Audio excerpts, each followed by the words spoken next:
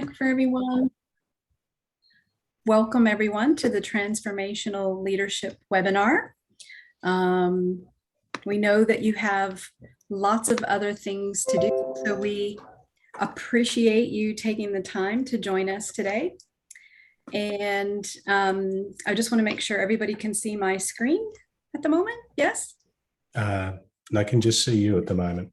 Okay, let me just try that again. Is that now you can see? Yep, now I can see the screen. Perfect. Thank you. Sorry for my technical challenging difficulty. All right, so welcome to the Transformational Leadership webinar. I've asked Matt Regent to be my guest. He has a number of years of leadership experience, and I thought he would be a wonderful guest to have on and just talk about his leadership stories and how COVID has changed things, and to talk about how we want to, either whether we're employees or employers or leaders, we want to model some of these behaviors that have become more important than ever. I don't think that we'll take the whole hour.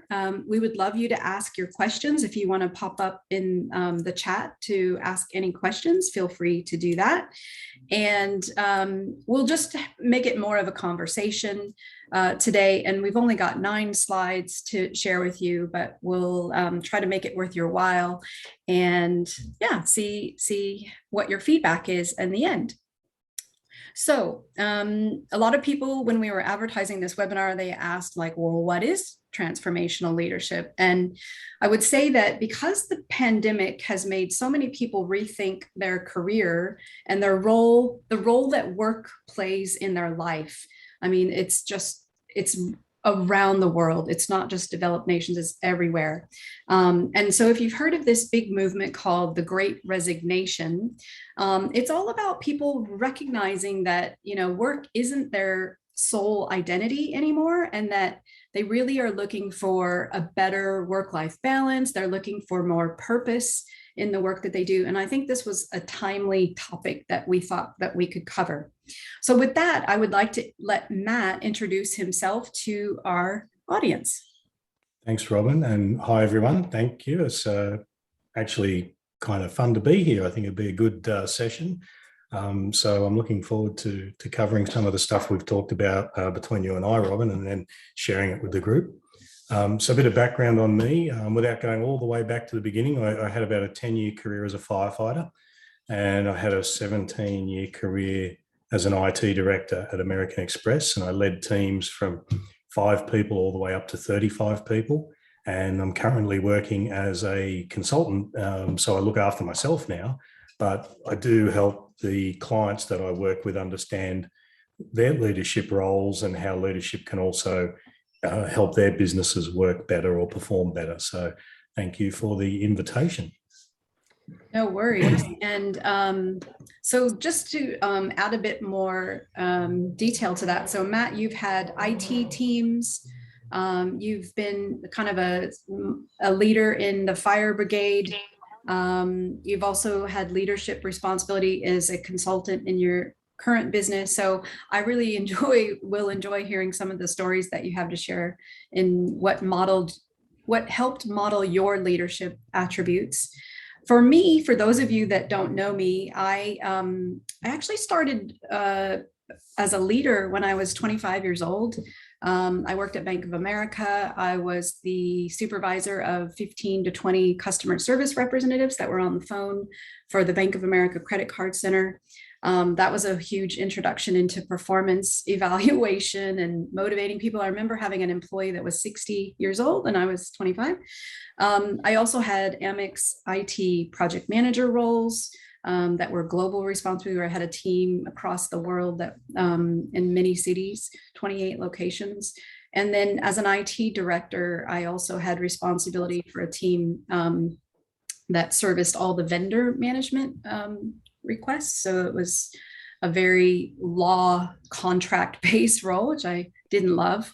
And then in Australia, that was all in the US. In Australia, I had a role where I was corporate services director, which is also HR director.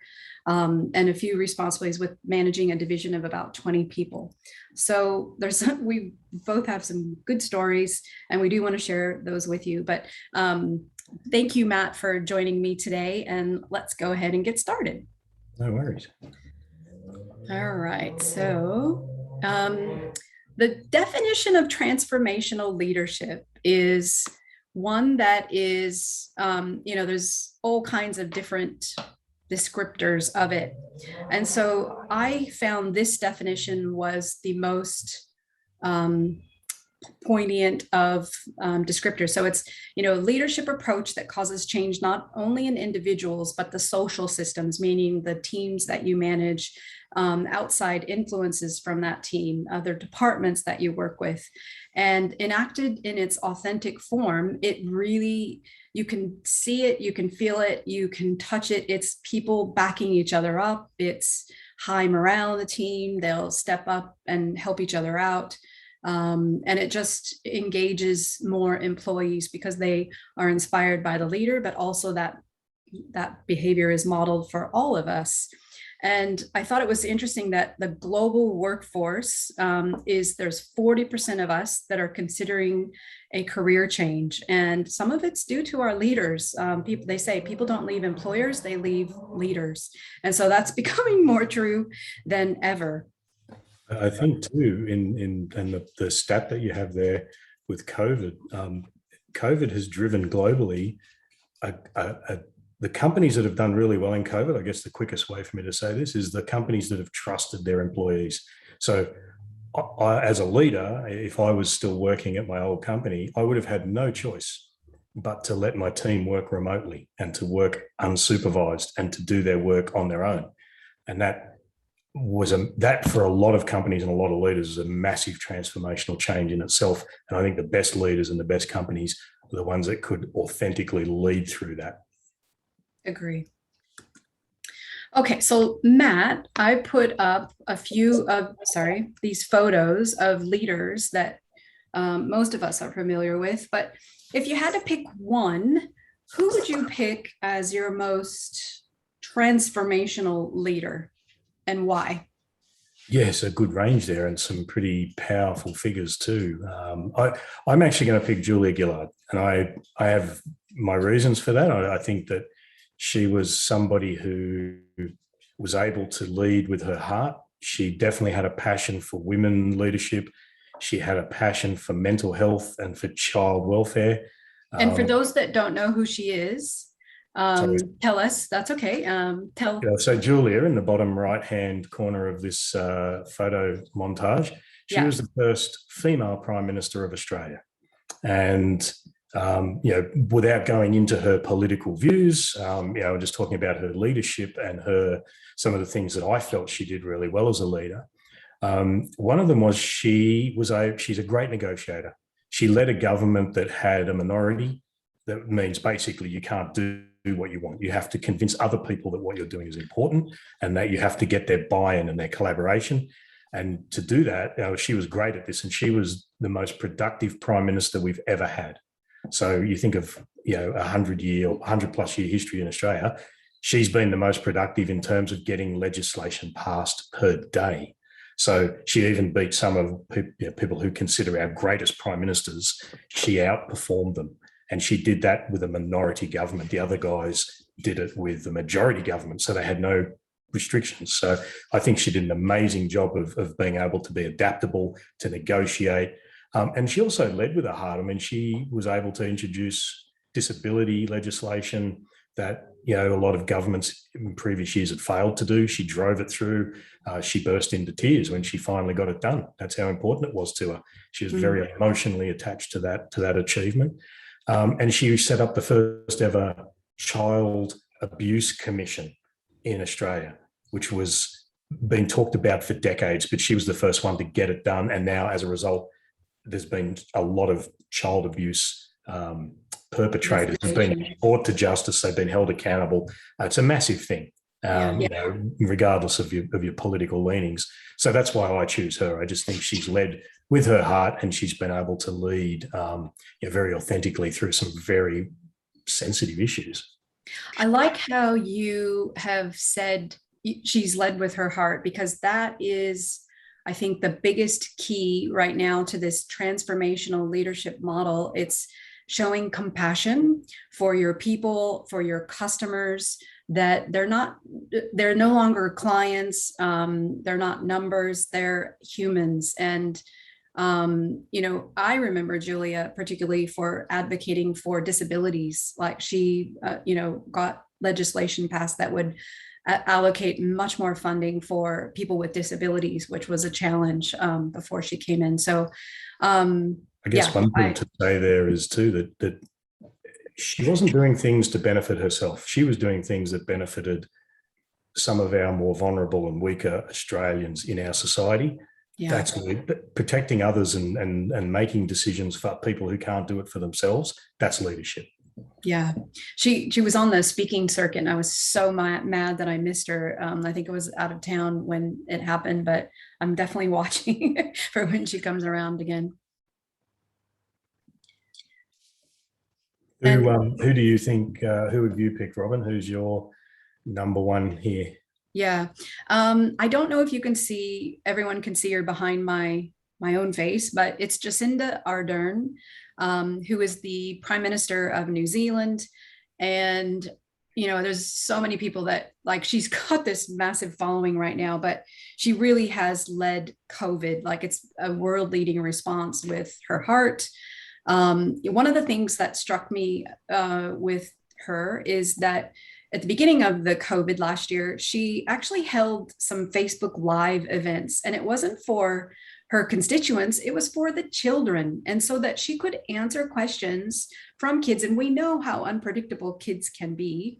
And she fielded the questions. She was in her hoodie, her jumper, like she wasn't fancy dressed. She was in her home because we were in lockdown at that point. We didn't know everything that we do today. And she just, took it on the chin to actually help articulate to the kids, here's what's happening. It's a very harmful virus. We have to protect each other. It can spread. We can't see it. And so I thought that was so great that she did that. And then there were so many other things that she's been reelected recently for, but there was a mosque shooting, if you remember, and she, went to the site and promoted unity. Even though there was a, terrorist that came in and killed people. She met the responders when there was the White Island volcano eruption. She went to the site again to show that she cared. She was one of the first world leaders to introduce a zero carbon bill. Like, that's pretty cool. Like, there's not many developed countries that can say that.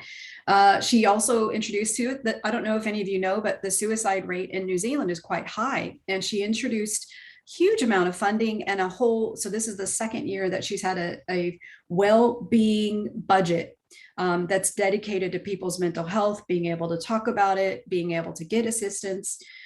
She also introduced free period products for girls in schools across the country. And she was one of the first leaders that marched in a gay pride parade. And she had a baby while doing all of this while she was in office. So I think she's introduced compassion in her leadership, but still had tough stances on a number of issues.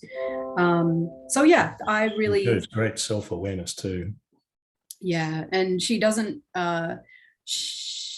posture, I guess, if you will. Like, she doesn't come across as arrogant or that she knows everything. She's seems to listen to people, and even when they abuse her, she takes it on the chin. I think the commonality with the photos of all the leaders on this page you've picked are all fantastic leaders too. They all have compassion and empathy. They all were doing something that was bigger than themselves. And they've all done things that have benefited a lot of other people, not just themselves. That's a good transformational quality. Absolutely. Okay.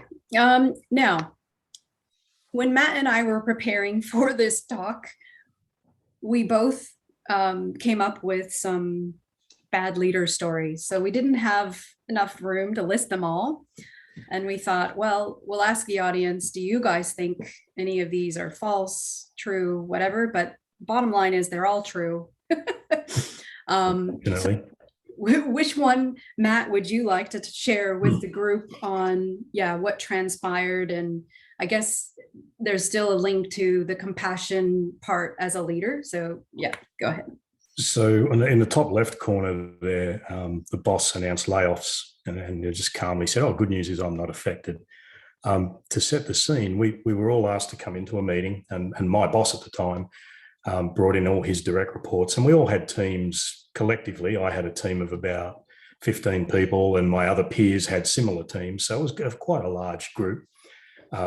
And he was basically starting to announce that we were going to go through a restructure, which meant that there were going to be some people who would lose their jobs. And that alone is a bit of shocking news to get when you just go to work. You come to work and someone says, "Oh, by the way, 20% of us won't be here in the next few months. We're going to lay off, 1 in 5 of you." And that affected everyone. And then my boss at the time said, "Well, the good news is I'm not affected." And that is just like the lady in the bottom right here, the image, the photo that I think Robin picked here for this slide. That's about how we all reacted. We just looked and went, huh?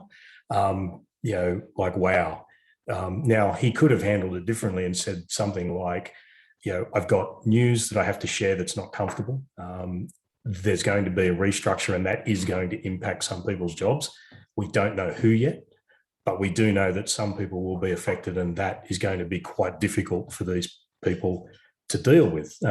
People have mortgages, kids, schools, car payments, credit card payments, holidays planned. There's any number of reasons that they rely on a job for their income, and that's going to go away. So I think he could have handled it with more empathy. And remember too, in transformational leadership, this was a transformation of this organization. 20% of us were going. The remaining 80% had to pick up the 20% of people's work. So not only were we losing work colleagues, but we had to do more work in the process. And his view was, well, the good news is that I'm not affected, so it really doesn't matter what happens. But in fact, it was a very traumatic time for a lot of people in that organization. So, he could have handled it differently. And it was I thought it was a pretty toxic way for him to behave at the time. Quite selfish. Just curious, did he read the room? Like, did he realize the body language when he said that? And did he? No. He was completely lacking Oblivious. self-awareness. He had no idea. He genuinely felt like it was good news. He was safe. And he felt that, we People would would all be feel happy like, for wow, that's great news. Yeah. Thank you for that. I was like, screw you, Jack. I'm okay. Wow. Yeah, that's pretty bad. What about you? What was your toxic moment? Yeah. I guess the most powerful moment was I was promoted to a director. So I was the only female among the 12 other male directors. I was definitely the newest, like everyone else had been in the team for many years. And the CEO was very direct with me that one of my first initiatives would be to help improve and change the culture because they were growing at a rapid pace. And so I did research. I went and talked to all the teams and my peers to get feedback. And we brought in this third-party consultant to start working with just the senior leadership team to lay out what our vision was for the organization. And probably like 3 weeks in, my CEO kind of disappeared. He hadn't done the homework and he delegated some of the meetings to me, which I didn't have. I hadn't had enough time to build a rapport with all of my peers, let alone be able to set what that vision would look like because I just didn't have enough time in the organization. So I had a phone call with him. He asked me a question that I couldn't skirt around. I guess in hindsight, I should have tried, but I gave my honest answer. And he said, well, do you think that I'm supportive of the cultural change in the organization? And I said, well, honestly, I'm not sure because you didn't come to the meetings, you didn't do your homework, you delegated someone else to run the meeting. And I didn't know it at the time, but he became enraged on the phone. And the next day, he called me into his office and said, I'm going to fire you. And would you like a support person? And I was just blown away because I had no idea. And the reason that he was going to fire me was because he said I lied. And by lying, I had shared with him that I'm not the only person that feels that he's not supportive of this culture change. So that led him to go on a witch hunt, and no one would admit to it. And obviously they had a lot more time in working with him than I did. Anyway, so he called me into his office to say, I'm firing you for lying. And if you make over a certain salary in Australia, you can be fired without cause. It used to be like $110,000 a year was your salary and you could be cut. Anyway, so I said, no, I don't need a support person, because I knew in my heart I hadn't done anything wrong. And then he proceeded to tell me and, try to probe more, I think, to see if I was making up a story or telling the truth. And in the end, I had a physical reaction, which I've talked to other females, like you get so enraged that you burst into tears. And I think he realized, looking back at it, I think he realized I wasn't lying.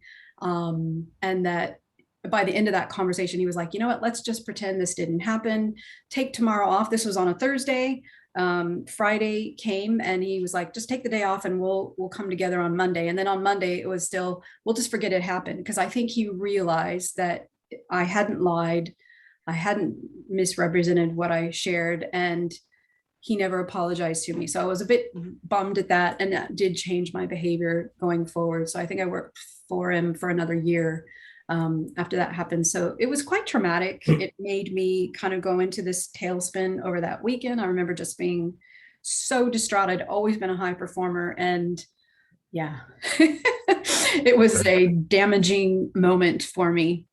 Definitely, that's a massive red flag alone. But a good leader, a good authentic leader, even if feedback is a little negative towards them, should be able to deal with it in a professional way. Like feedback is feedback. Nobody likes to hear negative feedback, or constructive feedback, but most people can handle it in a professional way or a more self-aware way. Whereas I think this guy sounded like he just didn't like people giving him feedback about how he was actually performing. He didn't want to be challenged at all. And I think coming from American employers where, the Americans do, now I realize they are more direct and they will speak up if they disagree with things. They probably have a bit of training on how to relay those messages, but it was a bit of a shock to my system to work for this organization. I don't think it's the case for all Australian businesses, but yeah, it was like kind of going back in time in that sense. But it did model me on, how I would behave with my staff and how I would take some of how I would handle those serious allegations when they came across my desk. And so it was a good learning experience for me. Okay, so just segueing into like compassion versus leadership. So we found this chart to be quite enlightening and representative of what's happening today in the work world in relation to COVID. So you could have a leader that's got a ton of empathy. They see that you're stressed if you're home schooling your children, you're trying to juggle all the balls in the air, or you're caring for a loved one that's had COVID or a partner. And so they're very good at showing empathy. Or you can have a person that's like, I really don't care, where are you at with getting this project done? Very non-compassionate to, you know what, I'm going to call you at night. I'm going to call you on the weekends. I'm going to expect you to respond right away. The pendulum has shifted where people are working longer hours because they're working at home. And so bosses, in some cases, have taken advantage of that and expected people to be on call. And then you have just a small percentage of companies that I think are going to lead the way in productivity and sales and resilience in terms of staying alive through COVID and all of the challenges that it's presented, but showing compassion for their workers. And, if you had a loved one that passed away, we throwing out the policy, like, yes, you're only supposed to be given 2 days of bereavement, but that was on the back of 5 other family members being sick, or you've lost a pet, or it's just, it's saying, look, things are different. And one of the things that I've loved in the last year is when we worked from home, which wasn't a luxury for all of us. It was always a taboo if you had kids in the background or the doorbell rang or the dog was barking, and people were very embarrassed and they'd scurry to try to fix that. And because COVID has now happened, nobody cares. It's like, I love this article I read on LinkedIn where the HR leader spoke up when someone apologized for a disruption in the background. And she said, can I just say to the whole team right now, we are thankful to you for bringing your work, our company, into your home. And so you no longer have to apologize to any of those disruptions. And it was such a great message to share with that company and that organization. I repeat that story because it's so real, and it's okay that you're getting the Amazon package at 1 o'clock in the day because you don't have control over that. So it's really kind of centering this compassion and the transformational leadership. It's just a message that we want to bring home in this webinar, because I have clients. I have a client this week, social worker. She is abused because she has to go in and collect rent from housing commission clients. And she went to her supervisor this week and said, I'm really stressed. There's a whole bunch of things pulling at me and I'm getting abused. And his response was, I'm surprised you're not able to better deal with the abuse. So let's get you abuse training.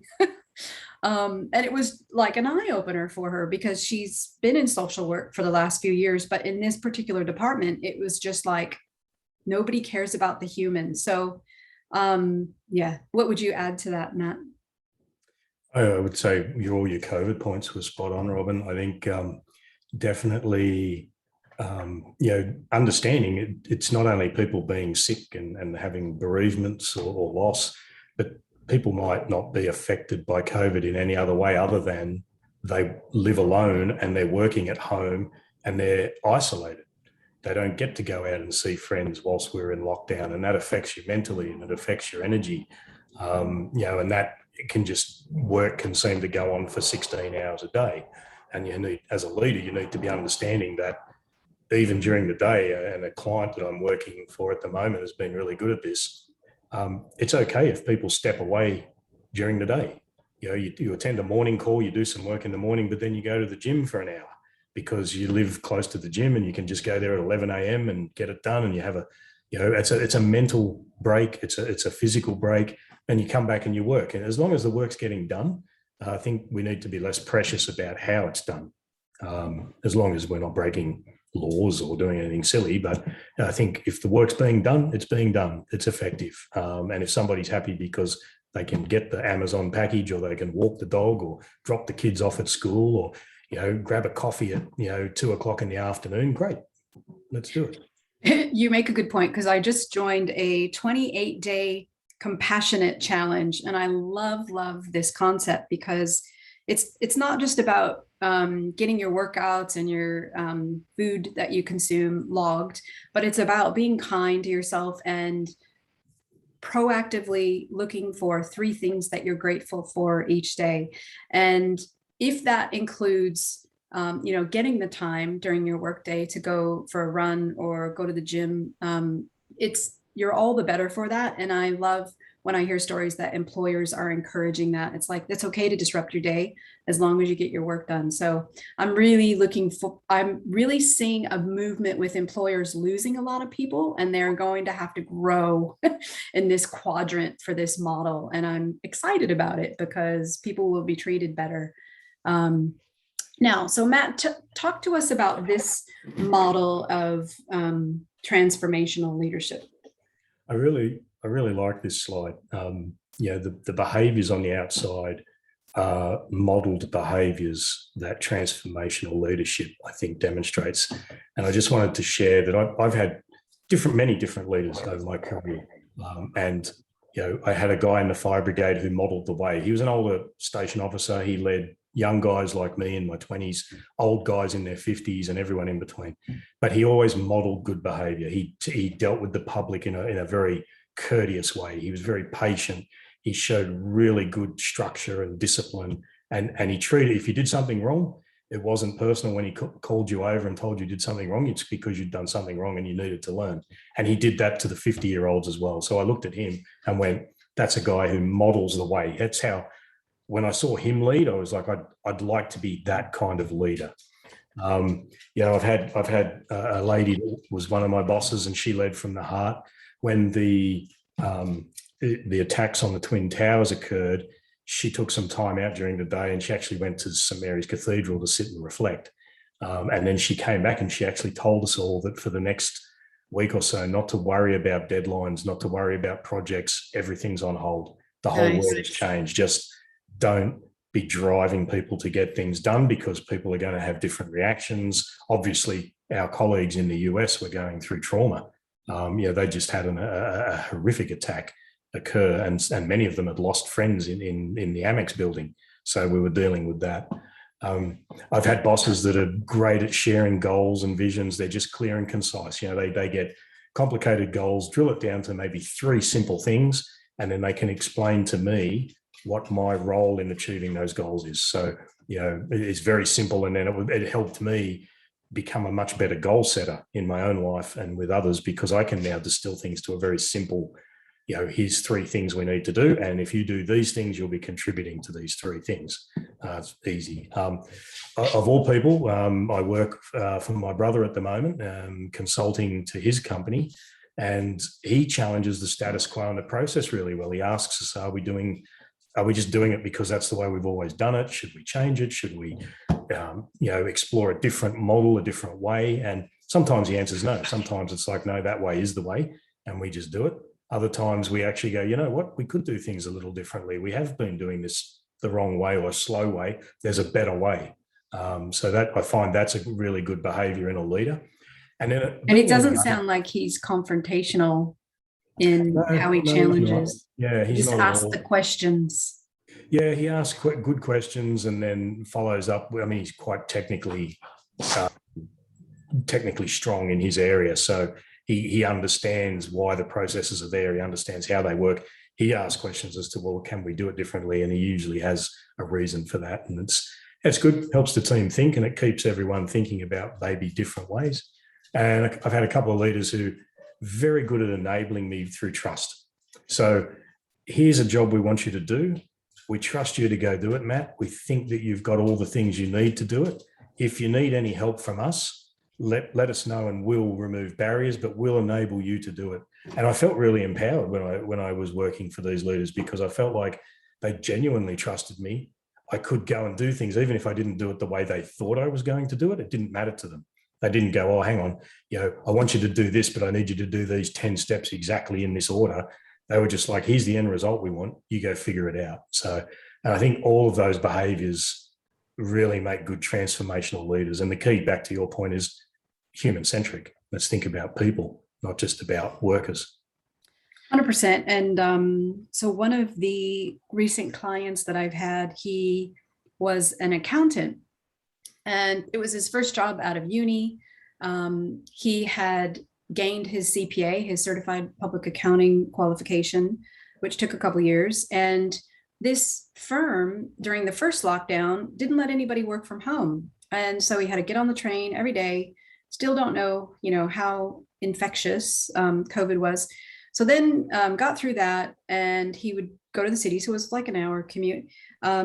Then this year, same thing, lockdown, and they did allow him to work from home full time, because the government kind of said, look, you have to prove that your employees are essential workers if they're going to come into the office. So they let everybody in the accounting firm work from home, but now they've mandated that everybody come back. And he's, asking a valid question of why. I've shown that I can do my work, and I've enjoyed, not putting myself at risk. And why can't you give us this hybrid model that a lot of other employers are introducing, that everybody comes into the office Tuesdays and Thursdays or whatever works for the business. But that wasn't even in the conversation. And so he's gone out, got a new job, And I think the employer was probably surprised because they didn't expect it. But this is probably, again, part of the epidemic of the Great Resignation. People are going to leave their employers when you don't allow or don't value the sacrifice and the contributions that they make.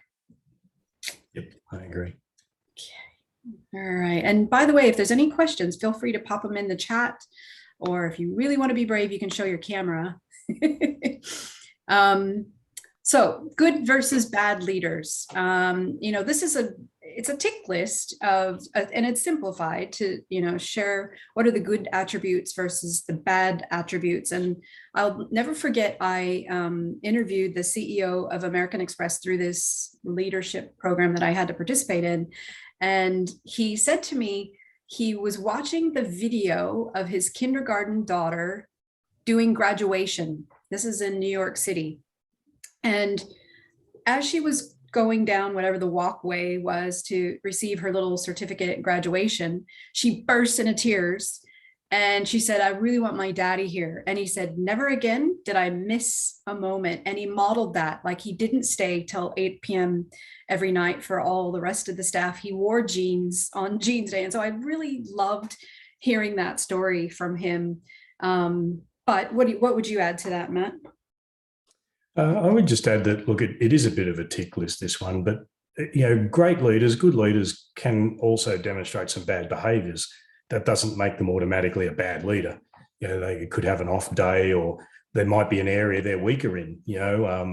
Some leaders might be great in 7 or 8 categories and let themselves down in one. I mean, to go back to Julia Gillard way earlier, she was very aware that she was not good at foreign affairs. Yet the Prime Minister of Australia has to deal with foreign affairs. There's no choice. But she conceded she wasn't great at it. So that doesn't change the fact that she was, in my opinion, a good leader. So I've had good leaders that have done things that I've gone, wow, I didn't think they would do that. But then overall, they've been very good for the team and very good for the organisation. And I think that's one thing to keep in mind. Mm. And I was told a story by a good friend who was working as a telecommunications engineer in the US for T-Mobile, which was a big, it's like a Vodafone, Telstra in the US. And his wife was pregnant. They had tried for years. And so she was in the hospital. He told all of his coworkers, delivery day. And they said, okay, can you bring your laptop to the hospital? Because it was in the middle of a big project. And he was like, okay. Then they called him during the delivery of his first baby. And he said that was the moment where he decided, I quit. I am never going back into the office. Here's your laptop. I'll ship it to you. He got his friends to pack up his house. And he moved back to Australia and never looked back. And so, that is a bad leader that allows someone to call that person. It's, you should be running, if you're a good leader, you should be running interference. Like, that is protected time. That someone is off work, having a baby. It's such a pivotal moment. And if leaders don't respect that and nourish and cherish that, then you need to make a move. And by the way, there's an article that I wrote on my blog page that's 9 signs you're in a toxic workplace. So you can read through that article if you do have questions about your current work environment. Do you have a good leader, bad leader? You can see some of the behaviors that it talks about in that article. And actually that article has caused some people to actually look for a new role and leave. So, but we wanted to give you some tips or advice, whether you're an aspiring leader or whether you're, looking for good qualities in a leader. And so, the best thing you can be doing is asking for feedback. There's a link here to an article about why it's so important to ask often. You may not always hear what you want, but you always need to thank them for that feedback and take it on board, go away and think about it. Don't react. That's such an important lesson that I learned early on. You can also do like online surveys. There's 360-degree surveys that you can ask for people's feedback, either above you, your peers, and don't discount the audience of your peers. They are very important because they lift you up if you get promoted or to help you get promoted, and your direct reports. What would you say, Matt, are good tips? Well, I think get a mentor is a good tip that you've got here. And I think that you can look in your own organization if you're in one already for someone who is a leader that you think is a good leader. They're a good source to be a mentor. Most people are willing to do it. Look outside of your organization. But I think that it's good to look outside of an organization because they might not have the same baggage that occurs inside a company sometimes. Particularly if you're in a toxic workplace, you might not want a mentor from that workplace. I think that's good too. But also too, be self-aware. Try to find a mentor maybe that has a skill or a quality that you either want to develop or that you think you're not as strong in. So, if I was looking for myself, for example, I sometimes I struggle with empathy at work. Sometimes I tend to get focused on the job and I'm kind of like, let's just get this done. So I would look for someone with empathy or compassion that I could say, how do you do it? And help me understand why that's important and help me understand why that makes me a better leader. And that, I think that's a good way to sort of get support in areas you need it in.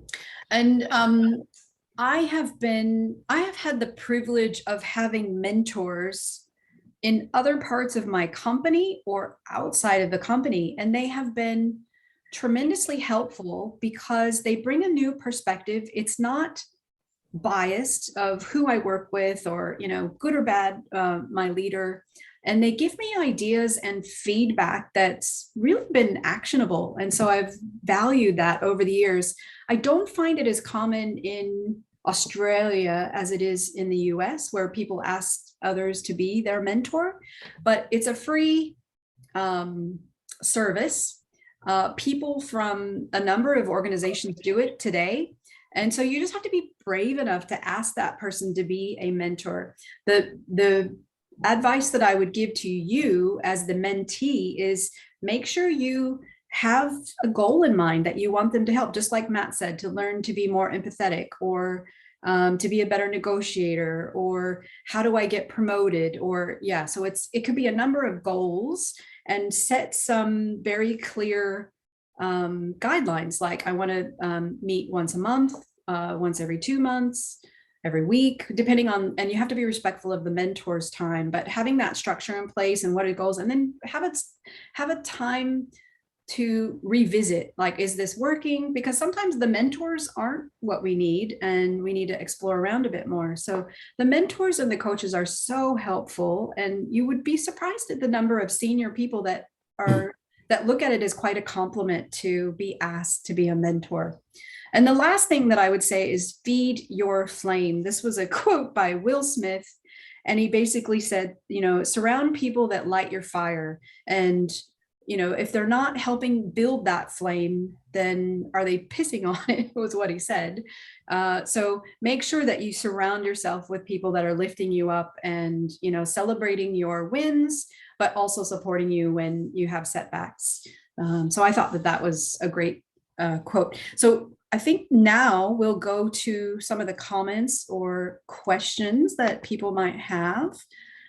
So let's open it up to the group. If you want to turn on your camera, you can, or you can write a question. So Magda says, it's good to see that more people find their voice and see their worth and value, and also that it's okay to leave if it's not the place to stay. And also that it's not a strange and no-go to just leave. So yes, the great resignation is making it okay to say, I call time on this job. I always recommend people have a plan before you exit, because sometimes it takes longer than you expect to find that next role. But then other people are just so burnt out. They've like, I cannot give my life another day to this company. I need to quit. And they've got the funds to sustain them while they take a break. And that break is so important for people to take in between jobs. I cannot stress enough. It may be only a week, it may be a couple months, but whatever works for you, it is not a bad thing to take a break. For those achievers and those people with the responsibility strength, it's harder for them to do.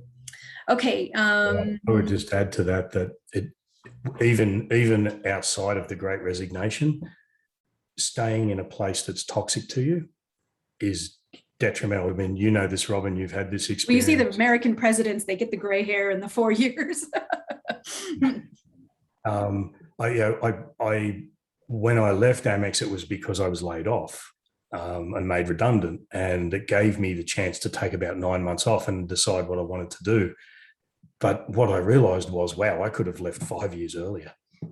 I could have left and I could have done what I'm doing now and been very successful as well. So don't stay if it's toxic. It's not worth it. Totally agree. And thank you for your comment, Magda. Okay, we've got another one from Syed that says, self-awareness is vital for leadership. Knowing who you are and how your thinking and behavioral patterns function goes a long way in leading ourselves and others. 100%. So agree.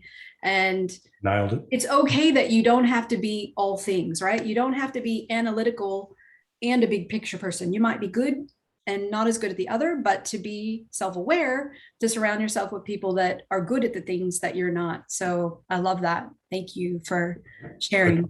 I can say that's absolutely spot on. I had a team that had a couple of deeply analytical, some would say argumentative people, but they were exactly who we needed in our team, because we had strategic people, we had people who could understand how people were feeling and, could be a bit of I guess, a pulse check on the team. But the people we had who were deeply analytical, a little bit abrasive, a little bit combative, the devil's advocates, if you will, they were the ones who pulled us up on a few things we wanted to do that wouldn't have worked. And they saved us a lot of time. Now, sometimes we had a painful journey to get there, but as a leader, being self-aware and particularly transformational, you need all kinds of people in your team to move along that journey. They all help, and the more the better the diversity, the better the team will perform. Yeah, exactly. Diversity in terms of performance, diversity in terms of skills, definitely helps. Okay, so I have another question. I believe my boss is toxic. Should I confront him about it? And what if I get on the wrong side of them as a result? So what do you think, Matt? I think if you believe your boss is toxic, they probably are. We all have a pretty good gut feel on people generally. No, you shouldn't confront them. Confronting someone too early can be detrimental to you. I think I would probably start going to a bit of an observational mode and think, okay, let me just observe for another week or so and see, is it definitely toxic behaviors, or is it just they had a bad week and I overreacted or something? You don't want to just go straight in there and go blah. Don't confront them in anger if you do have a discussion, definitely. But I do have some tips on having a discussion. Go ahead. Yeah, and then what if I get on their wrong side as a result? Yeah, I think then you've got to work really hard to either get back. If they're toxic, you're not going to get back in the good books. If they're toxic, you're going to struggle, and then that leads to plan B, C, and D. But I guess it's probably good to get Robin to add her tips on how to confront a boss before you get to that point. Yeah, because people sometimes endure the toxic boss for years and years, and so when you switch it up, it's hard, but there are very crafty ways that you can approach them, and never do it in front of others, never do it in a hallway, do it in a conference room, not in their office where they've got the power behind the desk. Like, try to catch them, schedule time with them to have the conversation. And then you kind of lay it out in a way that's, I've been noticing some things recently that have made me feel disappointed, and I don't think that was your intent, but let me just explain more about this and tell you, what I've experienced, and then, very unemotively lay out the facts. So, on this day, we were having a team meeting, and I was sharing an update, and you shut it down and corrected me, and I wasn't sure why that was, if it was related to me or something else that was happening in your day. But then another time, a similar thing happened. And so you can kind of lay out that observations of what transpired and always put it in terms of what I felt, really disappointed, because I was excited that I had done all this work, and, was happy to share it with the team because it affects them too. So you can share that information and always put it almost on the non-accusatory language that I'm sure that your intent was not to make me feel this way, but here's what I observed and what I took away from this interaction. So that's a way that you can address a toxic boss. I would say if it continues happening again and again, you should be keeping notes. Same thing, very fact-based. Here's what he said. Here's what I said. She said, I said. And at some point you do need to engage HR. HR may not be on your side, and that's okay, because at least you've got a record of it. And then if they have a pattern with that person, trust me, HR does have plans in place to address leadership problems. They just can't be as open with the organization about it, and they can't tell a particular employee, oh yeah, they're on notice or they're on a performance plan. The HR team can never share that with the employees. It is a balancing, is a definite balancing act too, because, one thing that could happen is a leader might not be aware of their behaviour is causing a problem, and then bring it to their attention. 100%. Some can be shocked, some might not care. Others may change the behaviour. I remember having to talk to one of my leaders and share with them that something they were doing was not a problem for me, but it was actually a problem for a couple of other people in the team. And to be fair to them, they were completely oblivious that they were doing it. And then once it was sort of brought to their attention discreetly, they were able to adjust it without feeling embarrassed or without feeling confronted. Which goes back to the point of asking for feedback. Yeah. I love it. So to the second question that was asked was, what if I get on the wrong side? Sounds like if they're a toxic boss, you're already on the wrong side, so it can't get worse. If it does get worse, then you have other pathways than just your employer, than just your HR. You can call Fair Work Australia, get their advice. They let you decide whether you lodge a complaint or not against this employer. There's an ombuds person. Yeah, so there's other pathways. You can research it online of what's okay and what's not okay. Like one client, the job keeper payments were, the employee was instructed to pay them back. So there's all kinds of scenarios. Okay, we've got another question. How does someone better themselves at gaining the skills for accepting constructive criticism when you might be sensitive or take it personally, rather than hearing the feedback as it is, or giving the constructive criticism in a professional manner? So the hope is that you're being given that constructive criticism in a professional way, and that it's not accusatory. And it's, like I said, it's also based on the facts. This is what happened in this situation. I observed you interacting with a teammate, and you were abrupt, but I'm not sure if that was related to the conversation you were having with them, or you were in a hurry.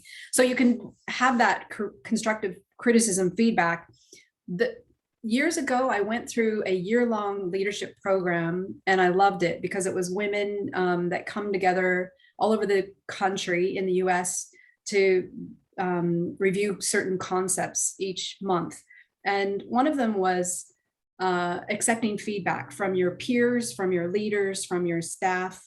And it was always never get defensive, always take it in, take notes if you need to, so that you can, you might be gobsmacked thinking inside, but just, thank them for that feedback so that it doesn't kind of fuel them if they are giving it in a malicious way. And then take notes, write down that conversation. It is okay for you to circle back and go, okay, I've had to think about that feedback, and I wanted to ask some more clarifying questions, if you don't mind. Make sure you set up that time. You're not catching them in a hurry. It's not in the hallway, yada, yada. But it's always good, even if you don't agree with that feedback, and it's not always going to be right, but just thanking them for that feedback. I really appreciate you taking the time. That will win you huge points if you respond in that way. What would you say to that, Matt? No, I think that I don't have anything else to add to that. It's a very tough situation, and I think that is one of the best ways to handle it. Yeah, and you might burst into tears like I did when he told me I'm a liar and I'm going to fire you. But yeah, I think to put that, there's two perspectives here, right? Because guys and girls, more often than not, and my experience as a leader giving feedback directly to a lot of people, the women that I've given sort of more direct and constructive feedback to have tended to be a little more emotional than the guys. However, that's expressed more in being upset or disappointed with tears. I've also had men react in a very emotional way too, but it's generally expressed in anger and outrage. And, it's like, oh yeah, I'm going to take you on. And so I think everybody there's emotion attached to all of this kind of feedback at times.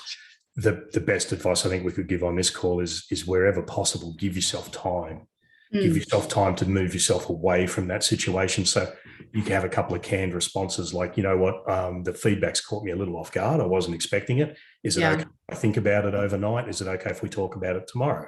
That is okay. Or to say, I'm uncomfortable with this conversation. Can we continue? If you know you're in a fragile state, it is okay to call it time and walk away and ask to have the conversations restarted next week. Or that gives you time to go and talk to your mentor, your peers, your friends, your family, to say, wow, this happened to me at work today, what should I do? And you get a range of responses that hopefully you can cherry pick a good response to come back to your leader. And I think it's important to give yourself that time. Okay, and we have one more question. Zayad has raised their hand. So I don't know, Zayad, if you want to start your video, but you are welcome to do that. Thanks for joining. Yeah, here we go. Oh, there Good to see you. Is that okay if you're on? Is that all right if you're on camera? Yeah, no, what happened? I was just having a bit of dinner while we were listening in. You didn't need to raise your hand. I'm jealous. I'm jealous Oh, of well, we're really happy that you joined us today. There you so go. Thank you. The head gets a little after it for me, and I put a bit of conditioner and all that kind of stuff. So yeah, nice, awesome. No, well, I just wanted to say, look, thank you very much, guys. I love leadership. I've got a couple of master's degrees, and I do a lot of talks on. And the way you guys have presented it, it's quite amazing. I'll tell you why. Because, in my humble opinion, because it's just theory, and see you bye Charlie. But you guys just took a couple of points and spoke about real-time live scenarios, how it's implemented. And I think that's in a nutshell leadership in itself. We can all talk about it, and I'm a public speaker and get people emotional, but what's real about it is that if you can bring real life scenarios and give people advice. I just wanted to give you guys that feedback. Thank you very much. I'd appreciate that. Thank you. That's like that. You made my night. my day. Yeah, no, it is. No problem. That's and you guys awesome. are honest and open. And the whole concept of the human side, you guys delivered that today, I believe. Thank you. Where it's just genuine cases, you guys, working, and someone's getting hired, someone's getting fired, someone's crying. So that's the real things that happens to all of us. So, it does. Yeah, it's real life. That is true. No. Thank you very, very much. I've just got another Zoom session. That's I thought. Okay, no worries. Finish your dinner. Look forward to maybe another. Thanks for having us. Appreciate it. Thank you. Okay. Thank you very much. No worries. All right. Well, with that, I think we will close. I want to say an extra special thank you to Matt for joining me this evening.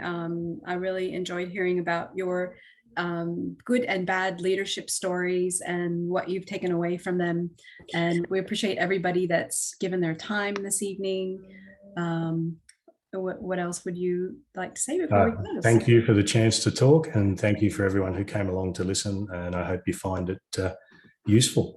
Well, I certainly did. I found it fun. Thank you. Excellent. Thank you. Thank you, everyone. Thanks, everyone. Bye-bye. Bye.